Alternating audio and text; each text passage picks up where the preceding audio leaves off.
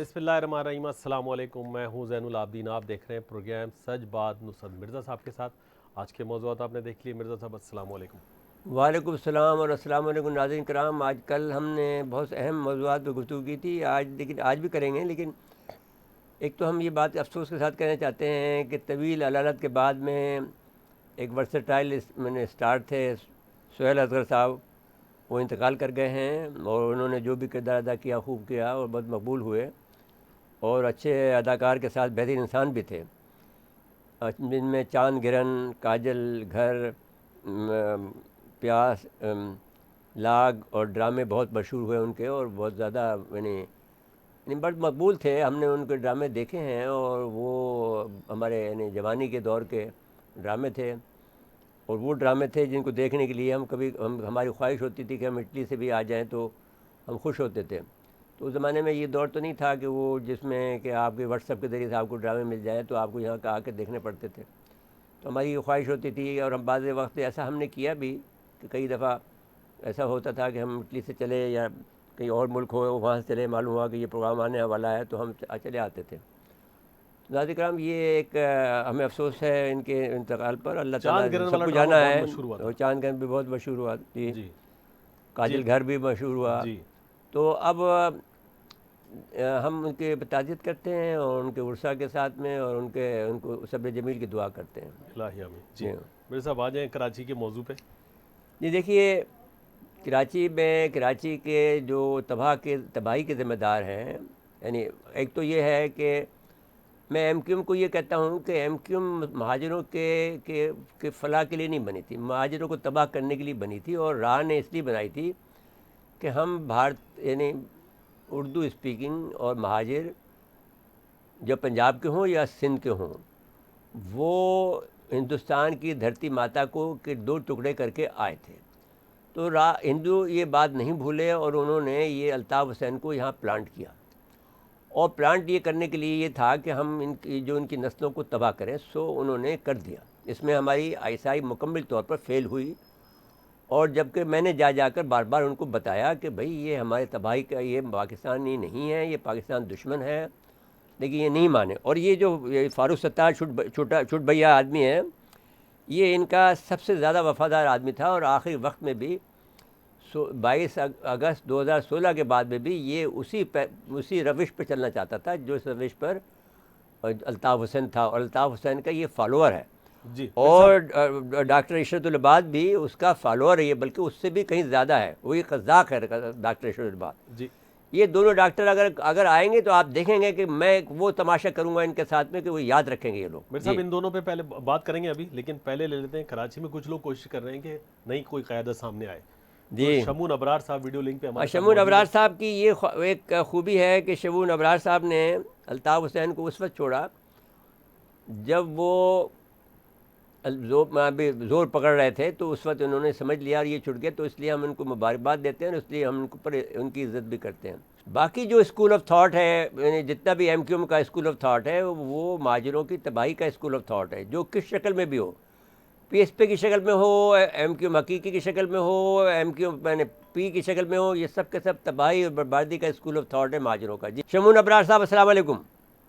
वालेकुम अस्सलाम वरहमतुल्लाहि वबरकातुहू। जी, आपको खुश आमदीद कहते हैं अपने प्रोग्राम सच बात में। आप फरमाएं कि एक तो इस पर तबसरा कर लें कि डॉक्टर अशरफ इबाद और डॉक्टर फारूक सत्तार दुबई में मिले हैं और नया नुस्खा तैयार कर रहे हैं, तो हम उसको रद्द करते हैं और मजम्मत करते हैं कि इन जैसे बदकार लोगों को, जिन्होंने यानी हमारी रसवाई और हमारे जो फ़ख्र के सारे मीनार एक एक करके गिराए हैं, इनको हम कबूल नहीं करेंगे। जी आप आगे चलिए, आप बताइए क्या कहना चाहते हैं। बिल्कुल आपकी बातें दुरुस्त हैं कि जो इनका किरदार रहा है माजी में, और जिस तरह से इन्होंने कौम की तबाही में खामोशी अख्तियार की, बल्कि न सिर्फ खामोशी बल्कि ये हिस्सा रहे हैं उस तबाहकारियों के हिस्सेदार हैं ये, और बेनिफिशरीज हैं ये, और इन्होंने बेनिफिट्स लिए हैं, और ये खामोश रहे हैं जो तबाही होती नहीं नहीं, रही है खामोश माजी में। नहीं रहे, ये हिस्सेदार थे आपके, they are the part and parcel, हर काम बिल्कुल के ये हिस्सेदार है। फारूक सत्तार और इशरत अल-बाद जो बिल्कुल था, जिन्होंने तबाही बर्बादी का हिस्सा लिया। जी बिल्कुल आप यहाँ पे दुरुस्त कह रहे हैं, लेकिन इनके अलावा भी और दीगर लोग जो हैं تو مسئلہ یہ ہے کہ یہ جو ہے کہ ایک عام لیمن لینگویج میں اگر کہا جائے کہ یہ پٹے ہوئے مورے ہیں، اور مومن ایک سوراخ سے 2 بار نہیں ڈسا جاتا ہے. تو ہماری قوم کو چاہیے کہ ایسی شکلوں کو اچھی طرح شناخت کر لے، پہچان لے، اور انہیں پھر موقع دیں گے تو پھر تباہی و بربادی ان کے مقدر کا حصہ ہوگی. لہٰذا ہمارے لوگوں کو چاہیے کہ ان کو نہ صرف مسترد کریں بلکہ ان کو کسی بھی لحاظ سے، کسی بھی سطح پر، کسی بھی لیول پر پذیرائی ان کو قوم کے تھرو نہیں ملنی چاہیے. اچھا جی، اب آپ کا کیا پروگرام ہے؟ فرزند زمین پاکستان قوم کو یا سندھ شہری علاقوں کے جو عوام ہیں، جس میں ایک بڑا اسٹیک ہولڈر، بلکہ سب سے بڑا اسٹیک ہولڈر مہاجر ہے، اس کے علاوہ یہاں کے اسٹیک ہولڈر پختون بھی ہیں، پنجابی بھی ہیں، سندھی بھی ہیں جو یہاں مستقل آباد ہیں، ان سب کے مسائل سانجے ہیں. ان سب کے مسائل، چاہے وہ ہیلتھ کے حساب سے ہو، چاہے وہ سیاسی مسائل ہوں، چاہے وہ تعلیم کے حوالے سے ہوں، مسائل ان سب کے ایک جیسے ہیں. لہٰذا ان کو اس شہروں میں اپنا اختیار ملنا چاہیے، بااختیار ہونے چاہیے. جو شہر ہے، جو شہری ہیں، وہ بااختیار ہوں، اور وہ اپنے مسائل، چونکہ وہ ٹیکس دے رہے ہیں سب سے زیادہ، تو اس لیے ان کو چاہیے کہ اپنے مسائل جو ہیں وہ حکومت وقت، جو خاص طور پہ میں درخواست کروں گا، ریکویسٹ کروں گا ان لوگوں سے جو اسلام آباد میں بیٹھے ہیں، اسٹیبلشمنٹ ہے، ہماری جو مقتدر حلقہ ہے، اس کے علاوہ چیف جسٹس سے میں کہوں گا کہ وہ کراچی کے لیے الگ پیکیج کا اعلان کرے، کراچی کو الگ سے بجٹ مختص کیا جائے. اسی طرح حیدرآباد ہے، اور ان شہروں کو بااختیار بنایا جائے، اور ان کا جو آئینی حقوق ہیں انہیں دیے جائیں. اس میں سب سے زیادہ جو اس وقت ضرورت ہے کہ کوٹا سسٹم جو یہاں پر، یہ ایک جو بدنما داغ ہے پاکستان کی تاریخ پہ کہ کوٹا سسٹم، صوبائی کوٹا سسٹم، نہ پنجاب میں ہے، نہ خیبر پختونخوا میں ہے، نہ بلوچستان میں. سندھ میں صرف شہری و دیہی کا جو تفریق پیدا کی گئی ہے اور تعصب کے بنیاد پر کوٹا سسٹم جو یہاں پر نافذ ہے. ہم کہتے ہیں کہ ٹھیک ہے، ہم جس وقت اسمبلیوں میں اپنی اکثریت کے ساتھ، یا ہم اسمبلیوں میں پہنچ کر کے جب آواز ہم اس پر لیجسلیشن کریں گے اور اس پر آواز بلند کریں گے، اور جو بھی اس وقت اقدامات ہوں گے کوٹا سسٹم کے خاتمہ کے لیے وہ کریں گے، وہ اپنی جگہ پر وہ جدوجہد جاری ہے. مگر فی الحال جو 40% کوٹا شہری کا کوٹا ہے، شہری سندھ کا کوٹا ہے، وہ دیے جائیں، جس کو نہیں دیا جا رہا ہے. اور سندھ شہری کے 40% کوٹے پہ بھی دیہی کے لوگوں کو لا کر کے نوکریاں داخلے دیے جا رہے ہیں.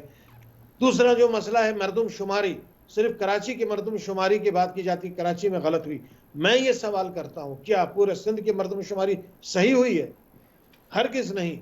آج جو اس وقت جو صورتحال ہے کہ یہاں کے ڈیموگرافی چینج ہو چکی ہے، اور کراچی کی آبادی جہاں 3 سے 3.5 کروڑ ہو گئی ہے، اسی طرح پورے صوبے سندھ کو اگر آپ مردم شماری میں لیتے ہیں اور یہاں کے مردم شماری غیر جانبدارانہ منصفانہ طریقے سے کرتے ہیں، تو کراچی اور پورے سندھ کی مردم شماری جو ہے اس سے ثابت ہو جائے گا کہ سندھ کی شہری آبادی جو ہے اب 60% ہو گئی ہے، اور دیہی جو ہے وہ 40% پہ چلے گی. یعنی اچھا الٹ ہو جی، چکا ہے. شمون صاحب، آپ فیصلہ کر لیں 2-4 باتیں. ایک تو بات ہم یہ کہنا چاہتے ہیں کہ اردو بولنے والوں کو یا کراچی کے شہریوں کو، جو سب اس میں شامل ہیں، کراچی کو خصوصاً، جس میں پنجابی بھی ہیں، پٹھان بھی ہیں، اردو اسپیکنگ ہیں، اور ایون سندھی اسپیکنگ ہیں، اور ایون بلوچ بھی ہیں، ہمارے مکرانی بھائی بھی ہیں، اور بلوچ بھائی جو ہیں، وہ سب کو شامل کر کے ہم یہ کہنا چاہتے ہیں کہ ان سب کو کراچی میں ایک نئی قیادت کی ضرورت ہے. جو ایک تو یہ بات ہے، آپ کو اس سے اتفاق ہے؟ بالکل. اور یہ نہیں جو ضرورت ہے. 3 عشروں سے ہمیں لوٹتے آ رہے ہیں، تباہی کی یہ ذمہ دار الطاف مافیا اور ان کے جو کارندے رہے ہیں، ان سب کو ہم ریجیکٹ کرتے ہیں متفقہ طور پر. آپ اتفاق کرتے ہیں؟ بالکل. اس لیے کہ ان کو ایکسیپٹ کرنے، کس بنیاد پہ ایکسیپٹ کیا جائے؟ نہیں، بات دیکھیے انہوں نا، نے اس 30 سالوں میں خلا کیا ہے، کارکردگی؟ خلا ہے، وہ سمجھتے خلا ہے، یہ نہیں سمجھتے خلا نہیں ہے. اس وقت یقیناً آپ کے لیے پتھر تیار بیٹھے ہوئے ہیں. گلی میں آؤ کہ دیکھو نا، آپ کا کیا حال ہوتا ہے. آپ کا کتنے گارڈ کے ساتھ آؤ گے، وہ آپ کو پتہ لگ جائے گا کہ کتنا آپ کو اس وقت مزاحمت کا سامنا. ان کو سمجھ نہیں ہے، کیونکہ ابھی تک یہ لڈو کھا رہا ہے، یہ فاروق ستار چھوٹو صاحب جو ہیں. تو ابھی جب اس کو ایک تو میں نے کئی دفعہ اس کو بچایا ہے، لیکن ابھی اس کو نہیں، میرے خیال میں اس کا معاملے کو ٹھیک کرنا چاہیے. اور جب اس کا سیکریٹری کو مارا گیا تھا اس وقت بھی میں نے اس کا ساتھ دیا تھا. تو اب لیکن یہ مان نہیں رہا اپنی حرکتوں سے، کیونکہ یہ بھی بڑا حصہ ہے الطاف حسین کا. دوسرا ارشد العباد ہے. اچھا جی، اب جیسا آپ نے کہا کہ اداروں کو آپ جو کہنا چاہتے ہیں وہ کہہ دیجیے، پھر بات کو مکمل کریں وہ. جی اداروں سے میں یہی کہوں گا کہ خدارہ کراچی میں جو مصنوعی قیادت تھوپی گئی ہے، مسلط کی گئی ہے، یا تو ان کے ذریعے آپ کراچی کے حالات کو درست کریں، جو کہ پاسبل نظر نہیں آتا ہے، کیونکہ جو کمپیٹنسی ہے وہ نظر نہیں آتی ہے، کیونکہ انہوں نے ماضی کے ریکارڈ بتاتا ہے کہ انہوں نے ماضی میں کچھ ڈیلیور نہیں کیا، تو مستقبل بھی جو ہے اس پہ کوئی خاص یعنی کہ اس میں امید نہیں کی جا سکتی. تو کراچی میں مصنوعی قیادت کے بجائے حقیقی قیادت لائی جائے، مخلص قیادت لائی جائے، اور ایسی قیادت، ایسے قائدین لائے جائیں جو کراچی کے ایشوز کو سولو کرے، کراچی کے ایشوز کو ریزالو کرے، اور کراچی کے ایشوز کو ہنگامی بنیادوں پر حل کرے، تاکہ یہاں کے لوگوں میں چین و سکون ہو، معاشی چین ہو، معاشی جو لوگوں کے ساتھ جو پریشانی ہے، اور موجودہ حکومت کی پالیسی کی وجہ سے جو مہنگائی اور دوسرے جو افریط جو ہے وہ کراچی پر سائے کی طرح منڈلا رہے ہیں، تو وہ پریشانیاں لوگوں کی دور ہوں، لوگ معاشی طور پہ ان کو خوشحالی ملے، ان کو نہ صرف معاشی بلکہ صحت کے حوالے سے، تعلیمی حوالے سے کراچی کو نظر انداز کیا جا رہا ہے. ہمارے کاروباری حلقے کو مختلف طریقوں سے، کبھی لاک ڈاؤن کی صورت میں، کبھی کہنا چاہے کووڈ-19 کی صورت میں، کبھی اور تمام مختلف انتظامیہ جو ہے بدلی جائے، یہ انتظامیہ قابل قبول نہیں ہے ہمیں. بالکل نہ پولیس کی نہ یہ انتظامیہ بیوروکریسی کوئی قبول نہیں ہے ہمیں یہ صورتحال. ہماری مرضی کی بیوروکریسی ہونی چاہیے. جی بہت بہت شکریہ جناب شمون ابرار صاحب، آپ کا، آپ نے وقت دیا. جی جی میرے صاحب بریک کے لے کہا جا رہا ہے، بریک کے بعد آئیں گے تو وہ دونوں حضرات پہ پھر مزید بات کریں گے. ناظرین مختصر وقفہ ہے، وقفے کے بعد دوبارہ آتے ہیں. ایک مرتبہ پھر پروگرام میں خوش آمدید کہتے ہیں. جی مرزا صاحب. جی دیکھیے، میں ایک تو بات آپ کو اطلاع دینا چاہتا ہوں کہ ناصر شاہ اور یہ ڈاکٹر ارشد العباد ملاقات کی ہے، اور انہوں نے اس کو اپنا اعلی کار بنانے کی کوشش کی ہے ڈاکٹر ارشد العباد کو. پہلے تو ناصر شاہ اپنی خیر منائے، کیونکہ اب ان کی باری ہے. اللہ نے چاہا تو خیر ہوگا، ابھی 2-4 دنوں میں آپ خبر سن لیں گے ناصر شاہ کے ساتھ کیا ہو رہا ہے. جی دوسری بات یہ ہے کہ ڈاکٹر ارشد العباد آ کے دیکھے تماشا، ایک دفعہ مزہ آئے گا اس کو کہ وہ، اور فاروق ستار کو تو خیر ابھی دیکھ لیتے ہیں، جب ابھی یہاں تشریف لاتے ہیں تو بھی دیکھتے ہیں کہ یہ کیا کرتے ہیں. میرے صاحب جب لانے والے لے آئیں گے نہیں وہ نہیں لائیں گے. کیا کر سکتے ہیں؟ نہیں لائیں گے، آپ کو یقین دلاتے ہیں کہ وہ نہیں لائیں گے. اچھا شمون صاحب ایک بات کر رہے تھے نا کہ کراچی کے اور سندھ کی بات کر رہے تھے.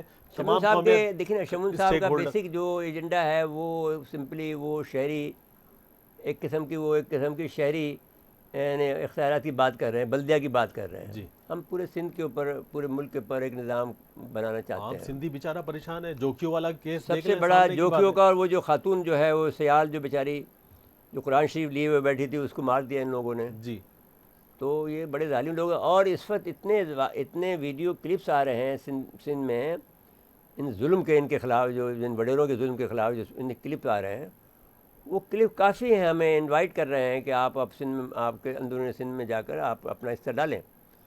تو ہم یہ کوشش کریں گے کہ یہ کام کریں.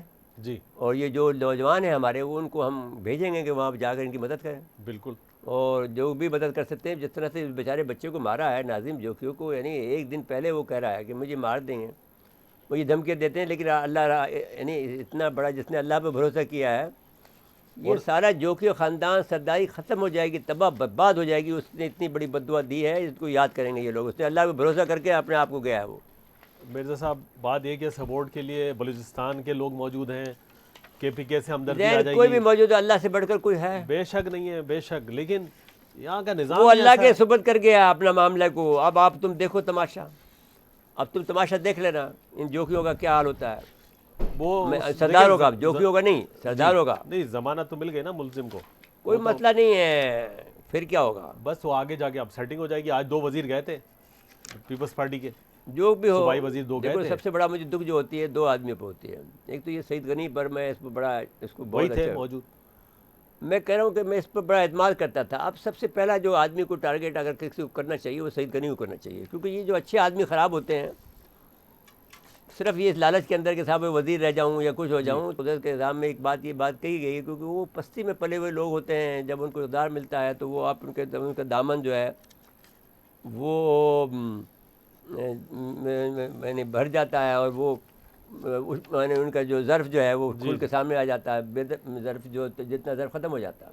چلیں پہلے بڑی عادی سے ملا کرتے تھے، اب ملتے نہیں ہیں. ہاں اور کوئی اچھی بات کہیں تو وہ سنتے نہیں ہیں کسی کی. جی. تو اب مولا علی کا فرمانا ہے کہ دولت اور اقتدار انسان کو بے بہت نقاب بڑی. کر دیتے ہیں. آپ ہمارا تو یہ حال تھا کہ جھنڈے کی گاڑی میں ہم جا رہے ہیں، کوئی ہمارا دوست مل گیا، ہم وہیں رک گئے اس کے ساتھ میں. تو اور ہماری شان دیکھنی چاہیے تھی. موبائلوں کو موبائلیں پیچھے ہوتی تھی، تمہیں تو پتہ بھی نہیں کہ شان کیا ہو، تم پیسے کے پیچھے پھر رہے ہو. ان کی شان پیسے میں ہی ہے. میرے صاحب آ جائیں ذرا اگلے موضوع پہ.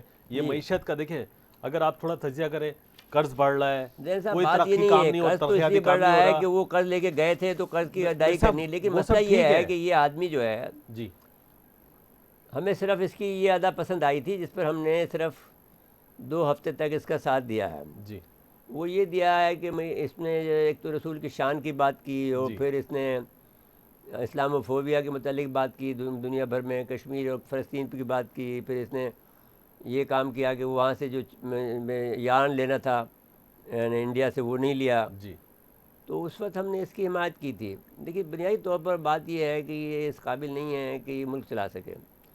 اب یہ بھی ہے کہ ایک مسئلہ یہ بھی ہے کہ جو جن کے کندھوں پہ بیٹھ کے آیا تھا، ایک تو صحافیوں کے کندھے پہ بیٹھ کے آیا تھا، کیونکہ ہم اس وقت ہر وقت اس کا گیت گایا کرتے. سوائے ہم تو گیت نہیں گاتے تھے، ہم تو اس وقت بھی اس کے تنقید کرتے تھے. نشاندہی کر رہے تھے کہ یہ آدمی اس قابل نہیں ہے. اس وقت بھی ہم نشاندہی کر رہے تھے. لیکن جن صحافیوں کے کندھے پہ بیٹھ گیا سب سے پہلے تو ان کو مارا اس نے. جی یعنی ہماری جو کل تعداد 12,000 آدمی اس نے صحافیوں کے بے روزگار کیے ہیں. 12,000 آدمی، کتنی چھوٹی سی انڈسٹری ہے ہماری صحافت کی. تو 12,000 آدمیوں کی آت تو آپ کو لگ رہی ہوگی نا. جی اور وہ بیچارے کہیں پر کوئی سائیکل بیچ رہا ہے، کوئی سائیکل کے پنکچر لگا رہا ہے، کوئی کچھ کر رہا ہے، کوئی کچھ کر رہا ہے. تو تم نے انہیں کچھ اور کام آتا نہیں تھا لکھنے پڑھنے کے، تم نے ان کو تباہ برباد کر ڈالا. جی اب اس کے بعد میں اور یہ آپ کے پاس، اور پھر آپ نے ٹیم جو چنی وہ سارے چھٹ بھائیوں کی ٹیم تھی. میرے صاحب صنعت کا بٹا بٹھا دیا ہے، صنعت کا زراعت بٹا بٹھا تباہ کر دیا. دی ہے، آپ یہ دیکھیے نا، کوئی ریئل اسٹیٹ خوب چل رہا ہے. نہیں خوب. آپ یہ دیکھیے کہ فیصلے کرنے نہیں آتے ہیں، کہ وقت پہ فیصلے نہیں کر سکتے آپ. ہمارے ساتھ ایک تاجر رہنما ہیں اور صنعت کار بھی ہیں، شہروز لودھی صاحب ٹیلی فون لائن پہ موجود ہیں. فیروز لودھی صاحب السلام علیکم، کیا حال ہیں آپ کے؟ اللہ تعالیٰ کا شکر، آپ بتائیں خیریت سے ہیں؟ اچھا جی، آپ فرمائیں کہ یہ جو صورتحال ہے کہ مہنگائی بہت ہے، اور یہ زبانی جمع خرچ کرتے ہیں عمران خان صاحب، اور اب تو اسٹیبلشمنٹ سے بھی لڑ بیٹھے ہیں. تو اب کیا نتیجہ نکلے گا صورتحال؟ لیکن سچویشن تو اس وقت بہت زیادہ ورس دکھائی دے رہی ہے، اور جو معاملات اس وقت ہم دیکھ رہے تھے کہ IMF کے ساتھ ہمارے چل رہے تھے، اور جو ہمارے پاس قسط آنی تھی، جو ریلیز ہونی تھی ٹرینچ، اور اس میں بھی ہم نے ٹاکس دیکھی کہ اس سے پہلے بھی ہم نے دیکھا کہ جو کنڈیشنز ہوتی ہیں، جو IMF آپ سے بولتا ہے کہ بھائی بجلی کی ٹیرف بڑھا دیں اور اپنے ٹیکسز کلیکشن کو زیادہ بڑھا دیں، تو ہم نے وہ بجلی کی قیمتوں میں اس کا اضافہ دیکھا، اور دوسری چیزوں میں ہم نے پرائس انکریز دیکھا، اور اس سے ہماری بہت زیادہ چیزیں متاثر بھی ہو رہی ہیں جو ہمارے کو دیکھنے کو مل رہی ہیں. اس کے ساتھ ساتھ ہم اب دوبارہ دیکھ رہے ہیں کہ پیٹرول جو انہوں نے بڑھایا ہے وہ دوبارہ یہ لوگ اس کو بڑھانے جا رہے ہیں. تو معیشت کے لیے تو جو چیزیں امپورٹڈ ہیں، جو ہمارے کنزیومیبل آئٹمز ہیں، جس کو آپ پیٹرول لے لیں، بجلی لے لیں. بجلی ایک ایسی چیز ہے جو ہر کسی نے استعمال کرنی ہے، صنعت میں بھی استعمال ہونی ہے، گھریلو صارفین بھی اس کو یوز کرنا ہے، صنعت میں بھی آپ کا ڈیزل اور دوسری چیزیں استعمال ہونی ہے. پیٹرول ایک عام انسان کی زندگی کا ایک بہت ہی پرائمری ذریعہ ہے. اگر وہی آپ اتنا زیادہ انکریز کر دیں گے تو ایک عام انسان کی دیہاڑی ہی اتنی نہیں ہوتی کہ وہ 150 تک کے پیٹرول 1 لیٹر کا ڈلوا سکے اپنی گاڑی کے اندر، جو کہ آپ اس کو 150 تک کے لے کے چلے گئے. 138 کا آپ اس کو بھی ٹریڈ کر رہے ہیں. آگے جا کر آپ کا خیال ہے کہ ہمارا خیال بنتا ہے کہ اور بڑھے گا تو اتنے تک پہنچ جائے گا. تو 138 کا انسان 100 روپے لیٹر بھی اس کو اس مہنگائی کے اندر کنٹرول نہیں کر پاتا. آپ اس کو 138 پہ لے کے چلے گئے ہیں.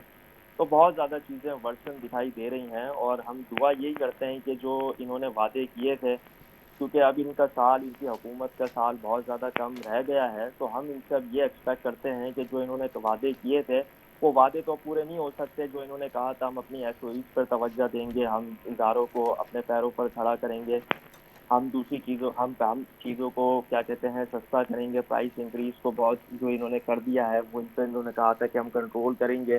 ہر چیز اس کی اپوزٹ دکھائی دے رہی ہے. آپ امپورٹ دیکھ لیں, ہماری امپورٹ کتنی زیادہ بڑھ چکی ہیں. ہم انحصار کر رہے ہیں اور ایکسپورٹ نہیں بڑھی ہے. دیکھو ایکسپورٹ حالانکہ بڑھنی چاہیے تھی آپ کی, وہ نہیں بڑھی. دیکھیں ہم بیسکلی یہ جو ہماری معیشت جو فائنینس اسکیم ہے یہ اپنے ریونیوز کا, اپنی جی ڈی پی گروتھ کا فورن ریمیٹنسز اور امپورٹ ڈیوٹیز کے انحصار کر رہی ہے. دیکھیں اس سے یہ ہوتا ہے کہ آپ امپورٹ ڈیوٹیز سے دیکھیں, ہم یہ بار بار سن رہے ہیں کہ فلاں کوارٹر کے اندر اتنا ٹیکس کلیکٹ ہو گیا, فلاں کوارٹر کے اندر اتنی زیادہ اچھی ٹیکس کلیکشن ہو گئی. دیکھیں ٹیکس کلیکٹ کرنا کوئی بہت بڑی بات نہیں ہے, کوئی بہت بڑی اچیومنٹ نہیں ہے. وہ تو آپ جتنا زیادہ اپنا ٹارگیٹ کریں گے آپ اس کو کلیکٹ کر سکتے ہیں, کیونکہ آپ بیسکلی اگر ایک امپورٹڈ کنٹری ہیں اور اگر کوئی ایک ایسی امپورٹڈ کنٹری جو امپورٹ کرتی ہے جس کا انحصار سب سے زیادہ امپورٹ پر ہی رہتا ہے, جس کا کرنٹ اکاؤنٹ ہمیشہ خسارے کے اندر ہی رہتا ہے, وہ تو ٹیکس کلیکٹ کر سکتی ہے. بات یہ ہے کہ جب آپ امپورٹ کے اوپر ڈیوٹیز لگائیں گے تو اوبیسلی آپ ٹیکس تو کلیکٹ کر لیں گے. لیکن اچھا اس کے مطلب ساتھ یہ ساتھ ہوا آپ کہ آپ کسی کو شیروز صاحب آپ یہ کہہ سکتے ہیں کہ یہ 3 سال تباہی کے سال تھے.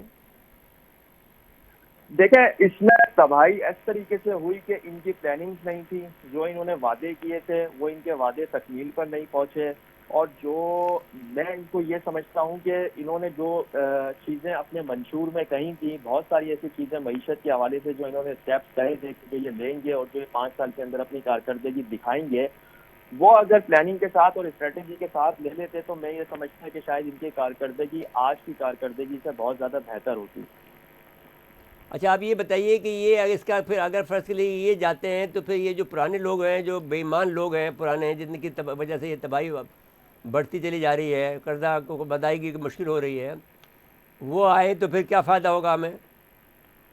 دیکھیں اس میں ہمیں اپنے سسٹم کو انڈیپینڈنٹ کرنا ہوگا. اب وہ عمران خان صاحب کی حکومت ہو, یا نواز شریف صاحب کی حکومت ہو, یا وہ زرداری صاحب کی حکومت ہو, یا وہ کسی اور کی ہو, ہم بیسکلی اپنے سسٹم کو انڈیپینڈنٹ نہیں کر پا رہے ہیں, ہم اپنے چیزوں کو ان کنٹرول نہیں کر پا رہے ہیں. ہماری جو اگر ہم یہ بات کریں کہ جو ہماری معیشت کی جو ٹیم اس وقت جو کرنٹ فائنینس ٹیم ہے جو کہتی ہے کہ بھائی پرائسز جو انکریز ہو رہی ہیں وہ بھائی انٹرنیشنل مارکیٹ کی وجہ سے, انٹرنیشنل کموڈیٹی پرائس کی وجہ سے ہماری مارکیٹ کے اندر کی پرائسز جو زیادہ انکریز ہمارے کو دیکھنے کو مل رہی ہیں. چلیں ہم یہ بات ان کی مان لیتے ہیں, ہم یہ ایکسیپٹ بھی کر لیتے ہیں, لیکن بات یہ ہے کہ جو آپ کا جو پاکستان کی جو معیشت میں جو آپ کا جو سرکولر ڈیٹ ہے آپ کو 1150 ارب circular debt P T I نے مسلم لیگ نون سے اس کو لیا تھا. آج وہ 100% انکریز ہو کر 2337 ارب ڈالر تک جا چکا ہے. تو دیکھیں اس میں تو غلطی آپ کی ہے نا, اس میں تو کوئی انٹرنیشنل مارکیٹ پرائس. اچھا ٹھیک ہو گیا, لیکن میرا مطلب ہے کہ یہ بھی آپ کے نزدیک حل نہیں ہے نا کہ پرانی حکومت کو لے آیا جائے, شہباز شریف جیسے لوگوں کو جو چور لوگ ہیں.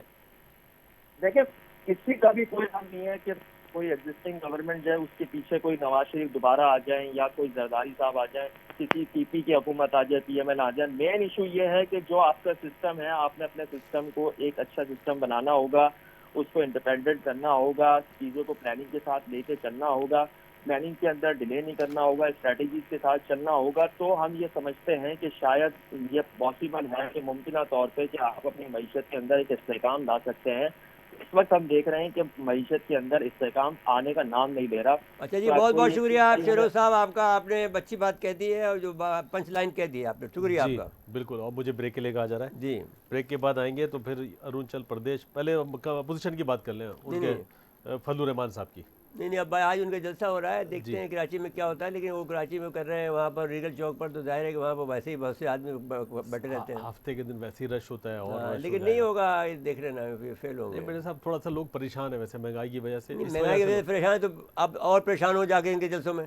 تو انہوں نے کون سے بھلائی کا کام کیا ہے؟ متبادل دینا ہوگا کہ بھائی مہنگائی کم کرنے کا فارمولا کیا ہے ان کے پاس. کچھ نہیں کر سکتے آپ, جی یقین مان. اس پہ بات کر لیں گے. بریک کے لیے مجھے کہا جا رہا ہے ناظرین مختصر وقفہ ہے, وقفے کے بعد دوبارہ آتے ہیں. ایک مرتبہ پھر پروگرام میں خوش آمدید کہتے ہیں. میرے صاحب اپوزیشن کی بات کر لیں.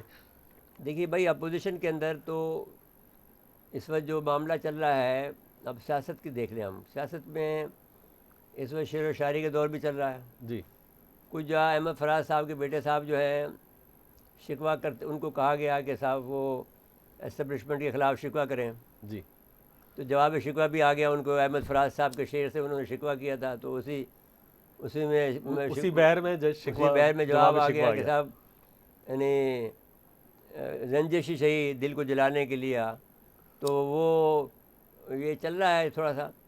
تو اب مسئلہ یہ ہے کہ آپ اگر عمران خان صاحب کو یہ شوق ہے کہ وہ کوئی بہت زیادہ کوئی اپنی فرشتہ نما یا کوئی پیغمبرانہ سوچ کے حامل آدمی ہے، وہ پتہ نہیں کہ میں کیا مصیبت کر دی ہے کہ ایک میچ جیت دیا ہے، اور اس پر جو ایک ہے سہیل عامر ہے وہ کہتا ہے، عامر سہیل کہتا ہے کہ یہ جیتنے نہیں دیا اس نے، باقی کسی ہم آسانی سے جیت سکتے تھے اگر اس کو نہیں لاتا، جس کی وجہ سے یہاں پر کرپشن کا دور شروع ہوا. جی تو وہ سلطان ہے وہ. ہاں جی جو سلطان صاحب ہیں، جی تو اس کو اگر نہیں لاتے تو سہیل صاحب کی ویڈیو اگر آپ چلانا چاہتے ہیں چلا دیں. وہ بڑا کہا اس نے الزام لگایا کہ بہت سخت یہ گڑبڑ کرتا رہا ہے، اور اس کے پیچھے ایک کلپ ان کا دکھا دیتے ہیں 1 منٹ کا تقریباً.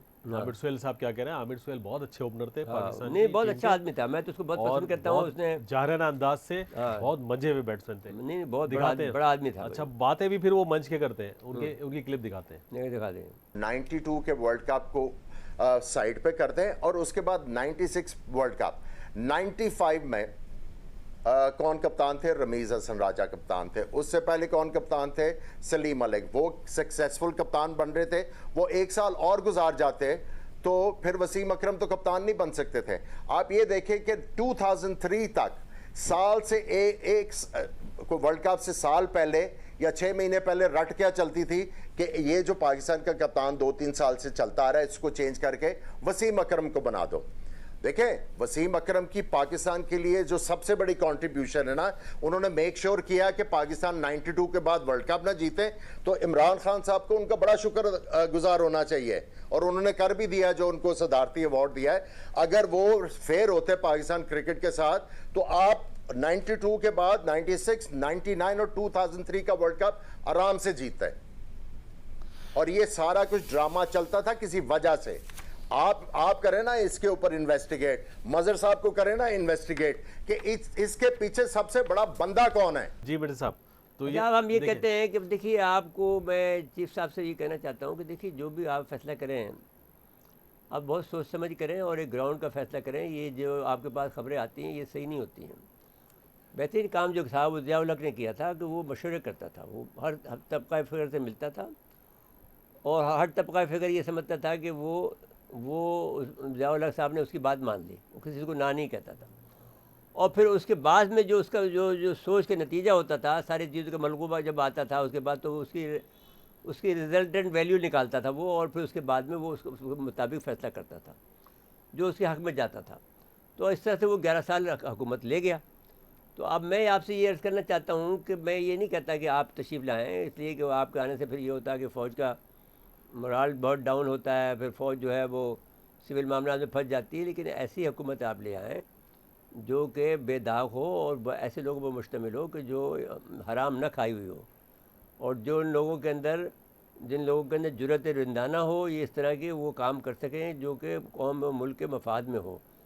وہ کام کرنے کے لیے پھر آپ کے پاس ایک ٹیم ہونی چاہیے جو کہ ایک ان آدمیوں کو بھی سلیکشن کرے پورے پاکستان میں. میں نے ایک دور میں یہ کام کیا تھا کہ سارے ملک میں پھرا تھا میں، اور وہ دیکھتا تھا کون کون بے داغ لوگ ہیں، ان کے پاس جاتا تھا، میں ملتا تھا. لیکن اب پھر اس کے بعد میں نے چھوڑ دیا.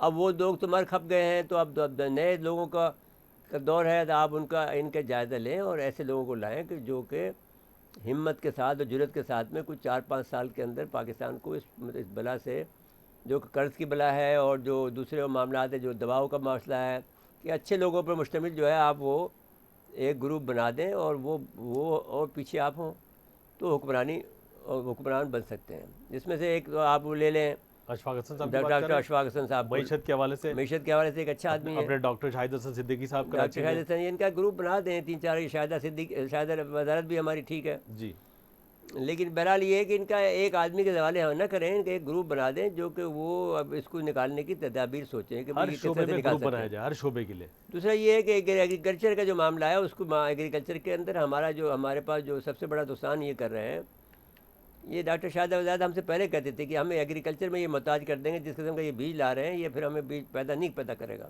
میرے صاحب فخر امام صاحب ذمہ دار ہیں اس بات کے.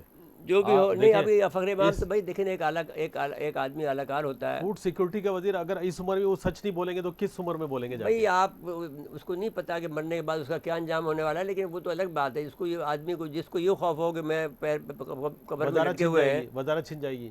تو وزارت سے کیا مسئلہ ہے؟ تو لے بات گا دیکھیں نا, ایسے لوگ مسلط ہیں یہاں, کیسے ٹھیک ہوگا سب؟ نہیں تو اس لحاظ سے وہ تو میں یہ کہہ رہا ہوں کہ وہ تو پھر آپ کو چودھری اور سرداروں کے نظام کو ختم کرنا پڑے گا.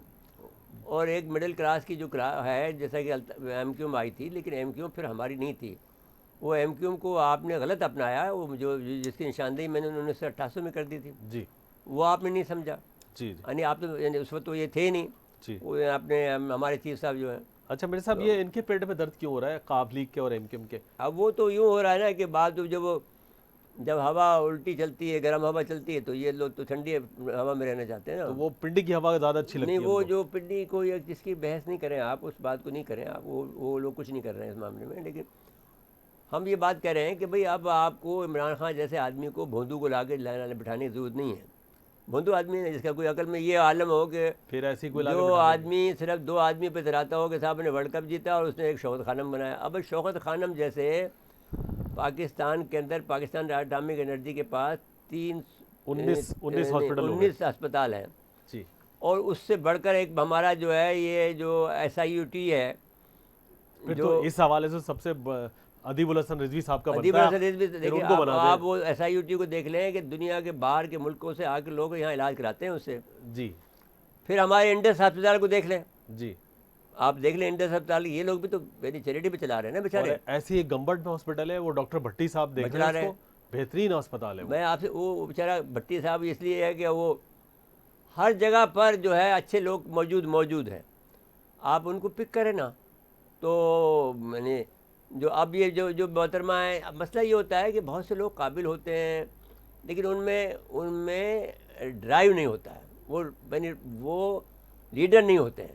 وہ اچھا کام کر سکتے ہیں, they could be good servant, لیکن ان کے اندر صلاحیت یہ نہیں ہوتی ہے کہ وہ حکم دے سکیں اور بیوروکریسی سے کام لے سکیں. بیوروکریسی کا مسئلہ یہ ہے کہ بیوروکریسی اپنے سے قابل آدمی کو قبول کرتی ہے. جی. اچھا میرے صاحب, تھوڑی سی اپوزیشن کی بات تو کر اچھا لیں. جی, آپ ایک بات اپوزیشن کی بات کو چھوڑ دیں. اب آپ چلے, دیکھو بھائی ابھی ہمیں بڑی باتیں کرنی وقت ہے ویسے تھوڑا سا. نہیں, بہت بھی وقت ہے لیکن ہمیں زیادہ وقت ہمیں. چلے پھر آ جائیں اروناچل پردیش. دیکھیے اروناچل پردیش کے اندر بھارت نے, دیکھیے ایک بات, پہلی بات ہم یہ بات بتا, 2016 میں جی جو چینی سفیر تھا انڈیا میں, اس نے یہ بات اعلان کیا کہ اروناچل پردیش ہمارا ملک, ہمارا حصہ ہے, جی.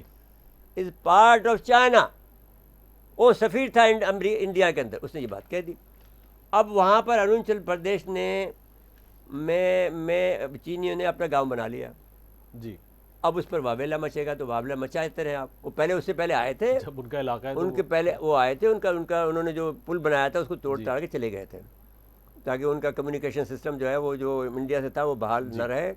وہ پل توڑ کے انڈیا کو بجانے کی اجازت نہیں تھی, اور انہوں نے وہاں پر فوجیں لگا رکھی ہیں اپنی, اور بڑا سسٹم لگا دیا ہے. میں نے آپ کو بتایا تھا کہ وہ تمام اتنی تبت سے لے کر وہ پہاڑی علاقہ, اتنا خطرناک پہاڑی علاقہ ہے جس پر وہ روڈ بنا رہے ہیں, ایکسیس اتنی فاسٹ کر رہے ہیں کہ فٹافٹ اروناچل کو انہوں نے اپنے میں شامل کر لیا ہے آلریڈی. جی. وہ ہم نے نام لیے تھے سارے, آپ کو یاد ہو جو پروگرام کیا تھا اس میں ہر ایک گاؤں کا نام تک لیا تھا کہ یہاں سے یہاں تک اتنی بڑی روڈ بن رہی ہے, اتنی بڑی روڈ بن رہی ہے, اور تبت سے لے کر فلانی جگہ تک روڈ بن رہی ہے. تو وہ ہم ایک دفعہ پھر ریپیٹ کر دیں گے, کوئی ایسی بات نہیں ہے. لیکن یہ ہے کہ ہم یہ بتانا چاہتے ہیں کہ اروناچل پردیش چائنا کا علاقہ ہے, اور چائنا نے آپ کی انڈیا کی ہزاروں ایکڑ زمین جو ہے وہ قبضے میں کر لی, ہزاروں میل کی, ایکڑ نہیں میلوں کی کر لیا. جتنے کلومیٹر ہیں اس سے کلومیٹر وہ جو ہے 10-10 کلومیٹر اندر گھسائیں بھارت میں, اور کچھ نہیں کر سکتا بھارت. جی. اور وہاں چپ بیٹھے ہوئے بھاگ جاتے ہیں انڈیا کے. اچھا, اب الٹا یہ ہے کہ ان کا بس یہ چلتا ہے. اب دیکھیے آپ کا کام یہ ہے کہ آپ کو چین سے لڑے, ہم سے لڑ رہے. اب حالت یہ ہے کہ آپ کو اس وقت یہ ضرورت تھی کہ آپ کو وہاں پر انڈیا کے اندر تمام انڈیا کے لوگوں کو جو کہ مسلمان تھے, آپ کے وفادار تھے, اور خصوصاً دیوبند جو تھا, تو جس دیوبند کو میں اس لیے بار بار برا کہتا ہوں کہ سب سے زیادہ یہ مخالفت میں چاہتا ہوں کہ وہ ایک ویڈیو زین صاحب, وہ جو پرویز مشرف والی ویڈیو ایک دفعہ اور چلا دیں, ایک دفعہ اور چلا دیں گے. ہاں ابھی چلا دیں, اس کو چلا دیں. میرے صاحب ابھی وقت کم ہے ویسے, آپ چلا دیں, ایک تھوڑے سے جملے چلا دیں. 1 منٹ کے لیے چلا دیتے ہیں. سوال ہے میرے ذہن میں, وہ یہ کہ पाकिस्तान की जितनी टोटल पॉपुलेशन है उससे ज़्यादा पॉपुलेशन में इंडियन मुस्लिम्स यहाँ रहते हैं। जी हाँ, आपको मालूम होना चाहिए। हाँ मुझे मालूम है जी। एक बात, जब आपको ये मालूम है तो इंडियन मुस्लिम्स अपनी प्रॉब्लम्स को सोल्व करने की और सोल्व करवाने की ताकत रखता है। आपकी नसीहत की ज़रूरत नहीं। एक तीसरी और आखिरी बात आपसे कहना चाहता हूँ, आपने इतने साल पाकिस्तान पर राज किया है और आप ये मान रहे हैं कि हाँ दोनों तरफ से हो रहा है। दोनों तरफ से हो ना हो पर एक तरफ से तो हो रहा है, ये तो पक्का हो गया आपके इस मान लेने से। आप सब काम करिए। इंडिया की जो ये सिविल सोसाइटी है, इस सिविल सोसाइटी में टोटल पॉपुलेशन के 70% से ज़्यादा, मैं एहतियात से कह रहा हूँ वरना 90% से ज़्यादा, 70% से ज़्यादा लोग ऐसे हैं जो इंडियन मुस्लिम्स के साथ उनकी प्रॉब्लम के लिए लड़ने के लिए तैयार हैं हमेशा, और लड़ा है जुल्म के खिलाफ। आप अपने किसी रिमार्क से प्लीज़, चाहे यहाँ करें और चाहे पाकिस्तान में रह करके करें, इंडियन मुस्लिम्स को एलिनिएट करने की कोशिश ना करें प्लीज़। Thank you. पहली चीज़ तो ये है, कोई मैं पाकिस्तान की पॉलिटिक्स यहाँ लेकर नहीं आया हूँ। मैं पॉलिटिक्स में नहीं हूँ और मैं यहाँ पाकिस्तान की पॉलिटिक्स बिल्कुल नहीं कर रहा हूँ। तो ये आपने बिल्कुल गलत कहा है कि मैं पाकिस्तान की पॉलिटिक्स इंडिया में ले आया हूँ। दूसरी चीज़, आप हिंदुस्तानी मुसलमानों की बात कर रहे हैं, मुझे बड़ी खुशी है जो आप कह रहे हैं। अगर ये सही है, बिल्कुल मुझे बहुत खुशी है। मुझे बहुत खुशी है, इंशाअल्लाह ताला आपकी कंडीशन बहुत अच्छी होगी और बहुत सही तरीके से हल हो जाएंगे प्रॉब्लम्स। मुझे एक सब्जेक्ट दिया गया है, वो जो पीछे बैठे हैं आप, मुझे ये सब्जेक्ट दिया गया है चैलेंज ऑफ चेंज, ठीक है ना जी। मैं उस सब्जेक्ट के बारे में अपने राय रखता हूँ और मैं वो राय बड़ी ओपनली देने में बिलीव करता हूँ। आप में भी सुनने की हिम्मत होनी चाहिए जितना मुझे बोलने की हिम्मत है, और अगर आपको उसकी सुनने की हिम्मत नहीं है तो ठीक है, मैं I take my words back. आप बहुत खुश रहें अपनी हालत में, और बिल्कुल जो आप कह रहे हैं इंशाल्लाह अगर ठीक है तो मैं, मेरे से ज़्यादा खुश आदमी कोई नहीं है। इंशाल्लाह ताला बड़ी अच्छा हो जाएगा हिंदुस्तान पाकिस्तान का माहौल, बहुत अच्छा चलेगा आगे। चलो ऐसे ही चलते रहते हैं। Thank you very much. जी मेरे साहब। अच्छा जी, आप ये मैं कहना चाहता हूँ उनको कि मैं जब देवबंद को ये कहता हूँ कि भाई आपकी जिम्मेदारी है, अब ये मैं आपको दुश्नाम नहीं दे रहा हूँ, मैं आपको दुश्नाम तो दे रहा हूँ कि भाई आपने कायदे आज़म का साथ नहीं दिया। अच्छा नहीं दिया तो आप बनाओ ना कायदे आज़म जैसा आदमी कोई अपने पास से है, या फिर आप जो मुसलमानों का जो वहाँ पर जो दुख दर्द है उनमें उसको बांटो ना। फिर आप ये कहते थे कि आप 25 करोड़ हैं, हमसे ज़्यादा हैं, और आप ये कहते थे कि ये 70% 90% जो लोग हैं ये हमारा साथ देंगे, तो दे रहे हैं ना साथ आपका, फिर मार मार के आपको दे रहे हैं। हालत ये है आपकी कि गुड़गांव जो दिल्ली के साथ में लगा हुआ है, जहाँ के हमारे जनरल मोइनुद्दीन हैदर साहब जहाँ के रहने वाले हैं, जो हमारे शहर से कोई 20 किलोमीटर के फासले पे था, उस जगह पर जुम्मे की नमाज़ पढ़ने के लिए खुली जगह पर, वहाँ पर जो है उन्होंने वहाँ पर गोबर डाल दिया है। जो क्रिकेट ग्राउंड में, वहाँ पर फुटबॉल ग्राउंड में जहाँ पर जगह होती थी नमाज़ पढ़ने की जुम्मे की, वहाँ पर उन्होंने कर दिया, नमाज नहीं पढ़ने दे रहे। तो मेरे साहब बहरहाल वो पूरे हिंदुस्तान में यही हो रहा है। हाँ। लेकिन कोई आवाज़ नहीं उठ रही है इसके खिलाफ, नहीं उठ नहीं रही है अभी तो। अच्छा, लेकिन अरुणाचल में के अलावा जो दूसरा एक बड़ा वाक़या हुआ है वो हुआ है आपका जो भारत के जो मणिपुर है, आसाम के करीब जी। अच्छा, अब ये इलाके ऐसे हैं जहाँ पर आज़ादी की जंगें चल रही हैं, और इस पर पाकिस्तान को तवज्जो देनी चाहिए जो नहीं दे रहा है। अच्छा, पाकिस्तान का ये मसला ये है कि अगर ये तवज्जो देता है तो फिर इसमें बांग्लादेश इसके साथ होना चाहिए। तो बांग्लादेश साथ नहीं है मुकम्मल तौर पर अभी तक। मैंने वो जो है आदि कभी इधर हो जाती है कभी उधर हो जाती है, क्योंकि वो उसका ईमान अभी तक ताज़ा नहीं हुआ है। हालांकि बंगालियों का ये बारे में मशहूर था कि ये इतने इनके तनव्वु है इसके अंदर, इनके अंदर इतना गुस्सा होता है, जज्बाती होते हैं और फौरी तौर पर ये बदला लेते हैं। लेकिन ये है कि इतने ज़्यादा जुल्म हो रहा है मुसलमानों के ख़िलाफ़, ख़ुद बंगालियों के ख़िलाफ़ जो हो रहा है आसाम में, उसके ख़िलाफ़ भी नहीं उठ रहे हैं। तो ये एक बड़ा जुल्म की बात है। तो अब ये जो मोहतरमा है ये अगर साथ दें तो फिर हम वहाँ पर मणिपुर के अंदर हसीना वाजी से आप कोई उम्मीद ना रखें, उनकी कोई मुतबादिल क़यादत आएगी तब कुछ तो होगा, ठीक होगा। अच्छा, अब जो वहाँ पर जो मैं मणिपुर की बात पूरी कर लेना, मणिपुर की भारतीय फ़ौज की गाड़ी पर जो हमला हुआ है उसमें कर्नल सफ़ेद سمیت جو ہے 6 افراد ہلاک ہو گئے ہیں. اب کرنل سمیت کے بعد مطلب ہے کہ ان کے یعنی یہ واقعہ کشمیر سے کہیں کوئی 2000 کلومیٹر آگے ہے, جی وہاں واقعہ ہو گیا ہے. تو آپ سمجھ لیجئے کہ ایک سائڈ میں کشمیر ہے, دوسری سائڈ میں آپ کا یعنی بالکل یوں ہی ہے کہ ایک کنارے پر کشمیر ہے, دوسرے کنارے پر یہ منی پور ہے. جی تو اب یہ صورتحال کو اگر آپ دیکھیں تو اس میں ہلاک ہونے میں کمانڈنگ آفیسر ان کی اہلیہ اور بیٹے سمیت 3 فوجی اہلکار بھی شہید یعنی ہلاک ہوئے ہیں. تو یہ ابھی اب کسی علیحدگی پسند عسکری جماعت نے ایسے یعنی اس کا ابھی تک ذمہ داری قبول نہیں کی ہے, لیکن یہ ہے وہ لبریشن آرمی وہاں پہ کئی بنی ہوئی ہیں, جی تو وہ انہوں نے کیا ہوگا. تو ہم نے ایک دفعہ یہ کہا تھا, لیکن ہم نے یہ بھی آپ سے وعدہ کیا تھا ناظرین کرام کہ ہم آپ کو ان کے جھنڈے بھی دکھائیں گے اور ان کی علیحدگی کی جو تحریکیں ہیں ان کو بھی ایک دفعہ دوبارہ دکھائیں گے. تو جب بھی اب انشاءاللہ نیکسٹ ویک میں جب ہمیں موقع ملا تو ہم آپ کو انڈیا کی آزادی کی جو تحریکیں ہیں ان کا ہم ذکر کریں گے. اچھا میرے صاحب وقت ختم ہو چکا ہے, تھوڑا سا ایک بات, یہ جو قطر افغانستان میں امریکی نمائندگی کے لیے تیار, کیا ہمارا کردار ختم ہو رہا ہے کیا؟ نہیں, امریکہ آپ پر اس لیے بھروسہ نہیں کر سکتا کہ آپ ان کے ساتھ میں اکڑے ہوئے ہیں, اور ٹھیک اکڑے ہوئے ہیں. تو انہوں نے بھی یہاں تک متبادل, تو ہم عمران خان کا ساتھ دیتے ہیں. انہوں نے متبادل پھر دیکھ لیا ہے. نہیں وہ اچھا ہے, وہ قطریوں کو استعمال کرے آپ.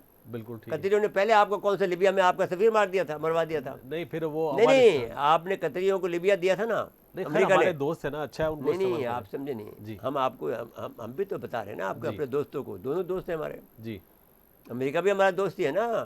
نہیں قطری ہمارے زیادہ دوست ہیں, ہمارے قریب ہیں. تو وہ بھی ہمارے دوست ہیں. تو تو قطری ابھی بیچارے بچے ہیں ابھی اس کام میں. جی جی تو انہوں نے تمہارا سفیر مروایا تھا نا, تم نے قطریوں کو لیبیا کا کام ان کے حوالے کیا تھا. جی تمہارا سفیر مروایا, اب بھی تم بچے کہاں بچو گے. چلے ابھی دیکھ لیں, پتہ چل جائے گا. اچھا وقت ختم ہوا ہمارے پروگرام کا. ناظرین آج کے لیے اتنا ہی, آئندہ پروگرام تک کے لیے اجازت چاہتے ہیں. اللہ حافظ.